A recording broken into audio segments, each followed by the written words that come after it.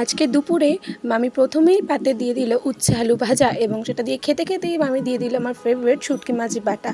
তো কে কে শুটকি মাছ বাটা দিয়ে খেতে ভালোবাসো তারা নিশ্চয়ই কমেন্ট করো, আর আমার তো ভীষণ ভালো লাগে। তারপরেই ডাল আর দিয়ে দিল ডিমের কালিয়া। ডিমের কালিয়াটা কিন্তু আজকে দারুণ হয়েছিল।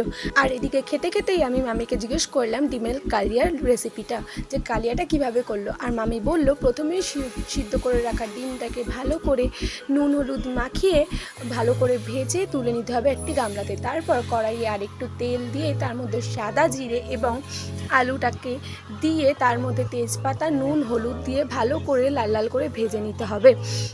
আর ভাজতে ভাজতেই মামি এক সাইডে পেস্ট করে রাখা পেঁয়াজটার মধ্যে জিরে গুঁড়ো ধনে গুঁড়ো হলুদ গুঁড়ো এবং লঙ্কা বাটা দিয়ে মিক্স করে রাখলো, যাতে পরে পেস্টটা দিলে ভালো করে কালারটা আসে। এবং আলুগুলোকে লাল লাল করে ভেজে নেওয়ার পর মামি টমেটো কুচি করে রাখা সেগুলো দিয়ে দেওয়ার পর পেঁয়াজ এবং আদা রসুন বাটা দিয়ে ভালো করে কষিয়ে নিতে রাখলো। এবং এটা 5 মিনিট ধরে ভালো করে কষিয়ে যখন একটু জলটা মাখো মাখো হয়ে যাবে মামি একটু লঙ্কার গুঁড়ো দিল, কাশ্মীরি লঙ্কার গুঁড়ো, যাতে কালারটা সুন্দর আসে। আর এইভাবেই 5 থেকে 10 মিনিট ভালো করে মশলাটাকে কষাতে হবে, নয় কিন্তু আদা রসুনের একটা গন্ধ ছাড়বে এবং সেটা খেতেও ভালো লাগবে না। তো ভালো করে কষানোর পর কালারটা দেখছো কত সুন্দর লাগছে, আর জলটাও কিন্তু অনেকটা শুকিয়ে গেছে।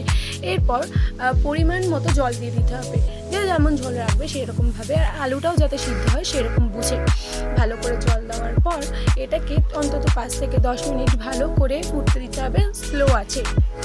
তারপর সিদ্ধ করা ডিমগুলোকে ভালো করে জলের মধ্যে দিয়ে ফুটিয়ে নিতে হবে। তারপর লাস্টে একটু ধনেপাতা আর গরম মশলা দিয়ে আর একবার ফুটিয়ে ভালো করে একটু জলটা শুকিয়ে গেলেই নামিয়ে নিতে হবে আমাদের এই ঝাল ঝাল লাল লাল ডিমের কালিয়া।